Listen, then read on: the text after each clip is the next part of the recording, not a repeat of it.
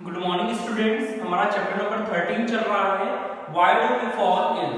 क्या कारण है कि हम बीमार पड़ते हैं। अभी तक हमने डिफरेंट टाइप की चीजें देखी जिससे हमें पता चला कि कोई भी बॉडी या कहें कोई भी पर्सन डिसीज से सफर कैसे करता है, या कहें हम डिसीज किसे कहेंगे जब हमें किसी पर्टिकुलर वर्क को करने में अनेबल हो रहे हैं, हम उस वर्क को कर नहीं पा रहे। इसका मतलब कि जो पर्सन है वो किससे सफर कर रहा है, एक डिसीज से सफर कर रहा है। आज हम स्टडी करेंगे डिसीज एंड इट्स कॉजेस। हम देखेंगे डिसीजेस क्या होती है और उनके कॉजेस क्या होते हैं। एज वी नो दैट कि जो हमारी बॉडी है वो डिफरेंट टाइप के ऑर्गन सिस्टम से मिलकर बनी हुई है। हमारी बॉडी के अंदर हम देखते हैं कि हमारी बॉडी के अंदर डिफरेंट टाइप के फंक्शंस होते हैं और इन फंक्शंस को परफॉर्म करने के लिए हमारे पास डिफरेंट टाइप के ऑर्गन सिस्टम है। मींस जो हमारा एक ऑर्गन सिस्टम है वो एक या दो या तीन ऑर्गन से मिलकर बना हुआ है और इनके कॉम्बिनेशन से क्या चलता है, हमारी बॉडी के अंदर पूरा वर्क होता है। जैसे हम देखें हमारे लंग्स, हमारा रेस्पिरेटरी सिस्टम है वो हमारे लंग्स की हेल्प से मिलकर बना हुआ है। हमारे पेयर ऑफ लंग्स में दो लंग्स में जो क्या करते हैं, सराउंडिंग से जो एयर आ रही है उसे प्यूरिफाई करते हैं और हमारे ब्लड तक पहुंचाते हैं और हमारी बॉडी के अंदर जो कार्बन डाइऑक्साइड जनरेट हो रही है उसे हमारी बॉडी के बाहर एग्जिट करते हैं या इमिट करते हैं। मींस जो हमारी बॉडी है वो डिफरेंट ऑर्गन सिस्टम से मिलकर बनी हुई है और ये डिफरेंट ऑर्गन होते हैं, इनका एक पर्टिकुलर वर्क होता है, वो उसी वर्क को परफॉर्म करते हैं। फॉर एग्जाम्पल यदि हमारा हार्ट है उसका वर्क क्या है, उसका वर्क है हमारे ब्लड को प्यूरिफाई करना और डीऑक्सीजनेटेड ब्लड को ऑक्सीजनेटेड करना, मींस उसके अंदर ऑक्सीजन के लेवल को इंक्रीज करना। हम देखें हमारी किडनी, तो किडनी का वर्क क्या है, हमारी बॉडी के अंदर जितने भी टॉक्सिन्स हैं उन्हें रिमूव करना, हमारी बॉडी से बाहर करना और हमें हेल्दी रखना। हमारे ब्रेन का क्या काम है, हमारी बॉडी के जो डिफरेंट पार्ट हैं उनके बीच में कोऑर्डिनेशन को बढ़ाना कि जहां पर जो वर्क करना चाहिए वो पर्टिकुलर ऑर्गन उस वर्क को परफॉर्म कर सके। ये डिफरेंट टाइप के जो बॉडी ऑर्गन है वो डिफरेंट टाइप ऑफ टिश्यू से मिलकर बनी हुई है। हमने पहले भी स्टडी किया है कि हमारी बॉडी की जो स्मॉलेस्ट यूनिट होती है उन्हें हम सेल कहते हैं और जब सेम टाइप के सेल्स मिलते हैं तो टिश्यू को फॉर्म करते हैं और यही टिश्यू किन्हें बनाते हैं, ऑर्गन को बनाते हैं। तो ऑर्गन भी हमारे डिफरेंट टाइप के टिश्यू की हेल्प से मिलकर बने हुए होते हैं। मींस ये हमारा पूरा बॉडी का स्ट्रक्चर होता है। जब हम देखें कि हमारे बॉडी का एक पार्ट हम उसके पर्टिकुलर वर्क को परफॉर्म करने में अनेबल है, जो उसको काम करना चाहिए वो उससे नहीं हो रहा। हम देखें कि यदि हमारी किडनी है और किडनी जो डायलिसिस का वर्क वो कर नहीं पा रही है, हमारी बॉडी के अंदर जो टॉक्सिन्स जनरेट हो रहे हैं, जो यूरिन के फॉर्म में जनरेट हो रहे हैं, नाइट्रोजीनियस कंपाउंड है, उन्हें बॉडी के बाहर इमिट नहीं कर पा रहे, तो हम देखेंगे वहां पर क्या हो रहा है, किडनी फेल्योर हो रहा है। वहां पर वो डिसीज क्या होगी, किडनी फेल्योर की होगी। मींस यदि जो हमारी बॉडी है, हमारी बॉडी के डिफरेंट पार्ट है, ये पर्टिकुलर वर्क को परफॉर्म करने में कैपेबल है, तो हम कहेंगे कि उस बॉडी के अंदर कोई भी डिसीज नहीं है। और यदि ऐसा नहीं हो रहा है इसका मतलब क्या है, इस सिम्टम्स है कि कोई ना कोई डिसीज है जो उन वर्क को करने में अनेबल कर रहे हैं। अब हम देखें जो हमारे बॉडी का जो स्ट्रक्चर है वो मसल्स और बोन्स की हेल्प से मिलकर बना हुआ है। यदि हम देखिए कहीं पर यदि मसल्स ब्रेक हो गए या बोन्स टूट गई है तो वहां पर क्या होगा, जो वर्क होना चाहिए वो नहीं होगा, या कहें वहां पर कोई इन्फेक्शन है जिसके कारण वो वर्क करने में कैपेबल नहीं है, तो वहां पर भी क्या सिम्टम्स होंगे कि यहाँ पर डिसीज है। अब हम देखें जो ये डिसीज होती है ये दो टाइप की होती है, एक होती है एक्यूट और दूसरी होती है क्रोनिक डिसीजेस। कौन कौन सी होती है, क्रोनिक डिसीज और दूसरी होती है एक्यूट डिसीज। अब एक्यूट डिसीजेस हम किन्हें कहेंगे, एक्यूट डिसीजेस वो डिसीजेस होती हैं जो काफी शॉर्ट पीरियड ऑफ टाइम में ही खत्म हो जाती है। मींस इनकी ड्यूरेशन क्या होती है, काफी कम होती है। For example cough and cold, हम देखते हैं सर्दी और जुकाम जो होता है कुछ दिनों के लिए आता है, लेकिन जब हम पर्टिकुलर मेडिसिन जो हमें प्रिस्क्राइब की है उसे हम लेते हैं तो हम देखते हैं कोल्ड एंड फ्लू कुछ टाइम के बाद फिनिश हो जाता है। लेकिन अब देखिए क्रोनिक डिसीज, यदि लंबे टाइम से हमें क्या हो रहा है, हमारे ब्रेन या हमारे शरीर में किसी टाइप का भी दर्द है और ये लंबे समय तक चल रहा है, तो ये क्या हो सकता है, एक क्रोनिक डिसीज का सिम्टम्स हो सकता है। हो सकता है कि वहां पर माइग्रेन हो या कहें कि कोई और डिसीज हो जिसके कारण वहां पर लॉन्ग ड्यूरेशन के लिए पेन हो रहा है।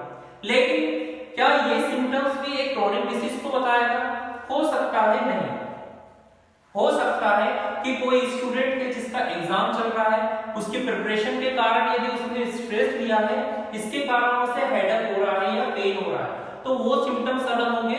वो सिम्टम्स हमारे एक्यूट डिसीज में आएंगे कि यहाँ पर है कि प्रेशर हो गया, स्ट्रेस हो गया, इसके लिए यहाँ पर सिर दर्द हो रहा है, तो ये जो पेन है ये काफी शॉर्ट ड्यूरेशन का होगा। लेकिन यदि काफी लंबे समय तक चल रहा है तो हो सकता है कि ये क्रोनिक डिसीज के सिम्टम्स हो।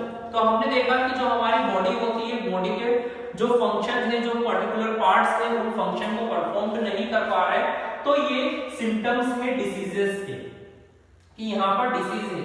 या हम कहें कि जो हमारे जो मसल्स हैं और हमारे बोन्स हैं वो उनके पर्टिकुलर वर्क को परफॉर्म नहीं कर पा रहे हैं, तो ये भी डिसीज के सिम्टम्स हैं। फिर हमने देखा एक्यूट एंड क्रोनिक डिसीज। ये जो डिसीजेस है शॉर्ट ड्यूरेशन की होगी उन्हें हम एक्यूट डिसीजेस कहेंगे, और ऐसे डिसीजेस जो लॉन्ग ड्यूरेशन की होती है उन्हें हम क्रोनिक डिसीज कहते हैं। अब हम देखें कि यहाँ पर हमने एक्यूट एंड क्रोनिक डिसीज देखा है, लेकिन हम देखें कि कॉजेस ऑफ डिसीजेस क्या होते हैं। कॉजेस ऑफ डिसीजेस मतलब इन डिसीज के कारण क्या होते हैं। फॉर एग्जांपल यदि हम एक चाइल्ड के बारे में बात करें कि जो एक चाइल्ड है उसे लूज मोशन है, मींस क्या हो रहा है, उस बेबी को लूज मोशन हो रहा है, तो इसके क्या क्या कारण हो सकते हैं। हम कहें ये डिसीज सिर्फ एक ही रीजन से हो, ऐसा तो पॉसिबल नहीं है। हो सकता है कि एक डिसीज एक है लेकिन उसके रीजन बहुत सारे हो सकते हैं, उसके कॉजेस बहुत सारे हो सकते हैं। पहला तो ये रीजन हो सकता है कि जो वो ड्रिंकिंग वाटर लेते हैं वो क्लीन ना हो, प्रॉपर क्लीन यदि वाटर वो ड्रिंक नहीं कर रहा है तो इसके कारण क्या हो रहा है, बॉडी के अंदर बहुत सारे बैक्टीरिया एंटर कर रहे हैं, जर्म्स एंटर कर रहे हैं जो हमारी बॉडी के जो फंक्शंस को अफेक्ट कर रहे हैं। या कहें एक बेबी है, छोटा है, उसका इम्यूनिटी पावर कम है, इसके कारण उसके अंदर लूज मोशन हो रहा है। पहला रीजन तो ये हो सकता है। दूसरा रीजन ये हो सकता है कि जो बेबी है या चाइल्ड है, छोटा बच्चा है, उसकी बॉडी प्रॉपर्ली डेवलप्ड नहीं है, या कहें उसके अंदर जो न्यूट्रिशन होनी चाहिए, जितने पोषक तत्व होने चाहिए, उसका इम्यूनिटी पावर स्ट्रॉन्ग होना चाहिए जो ऐसी डिसीजेस से क्या करे, फाइट कर सके, लेकिन हो सकता है उसका इम्यूनिटी सिस्टम इतना स्ट्रॉन्ग नहीं है। एक रीजन ये भी हो सकता है।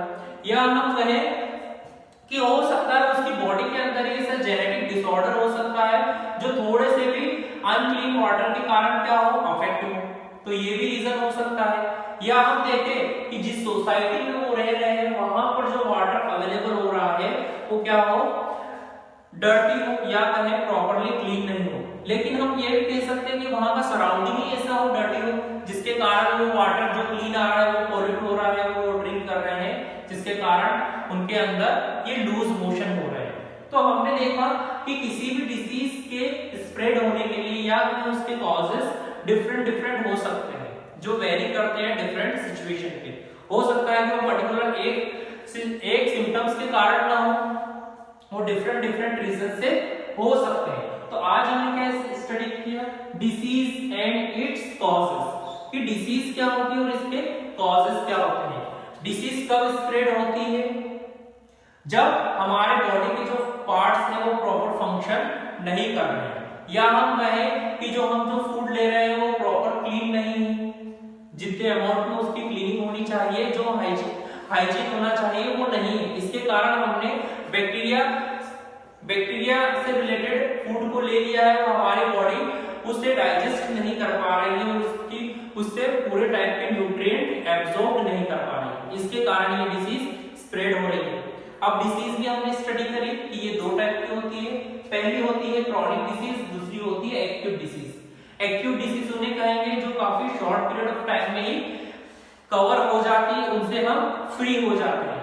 फॉर एग्जांपल हमने देखा कफ एंड कोल्ड, जो हमें बहुत ही शॉर्ट ड्यूरेशन में होता है और हम यदि प्रिस्क्राइब्ड मेडिसिन लेते हैं जिनकी हेल्प से ये कोल्ड एंड फ्लू खत्म हो जाता है। लेकिन हम देखें, हमने एग्जांपल लिया माइग्रेन का, यदि लॉन्ग टाइम के लिए हेडेक चल रहा है, पेन हो रहा है ब्रेन में, तो ये सिम्टम्स हो सकते हैं क्रोनिक डिसीज के, कि ये ज्यादा लंबे समय तक चलने वाली बीमारियां हैं। फिर हमने एग्जांपल लिया था किडनी फेलियर का, कि किडनी की कैपेसिटी खत्म हो गई है कि जो हमारे बॉडी के अंदर से जो टॉक्सिन्स होने चाहिए या कहें नाइट्रोजनियस कंपाउंड जिन्हें जो हमारी बॉडी के लिए हार्मफुल होते हैं, जिन्हें हमें रिमूव करना चाहिए, वो रिमूव नहीं हो रहे हैं, तो प्रॉपर फंक्शनिंग नहीं हो रही है, हमारा किडनी वर्क नहीं कर पा रहा है। तो ये जो डिसीजेज है ये क्रोनिक डिसीज होते हैं। फिर हमने एग्जांपल लिया लूज मोशन का, कि किसी बेबी के अंदर लूज मोशन है तो इसके भी डिफरेंट रीजन हो सकते हैं। हो सकता है कि उसने अनक्लीन वाटर ड्रिंक किया हो सकता है उसके अंदर जेनेटिक कोई डिसऑर्डर हो जिसके कारण उसे इस डिसीज से सफर करना हो, या हो सकता है कि जहां से जो सोर्स है वाटर का वहां से ही डर्टी वाटर आ रहा है। तो एक डिसीज के भी डिफरेंट टाइप के रीजन हो सकते हैं। नेक्स्ट क्लास में हम स्टडी करेंगे infectious and non infectious causes, कि इन्फेक्शियस कॉजेस क्या क्या होते हैं एंड नॉन इन्फेक्शियस कॉजेस क्या होते हैं।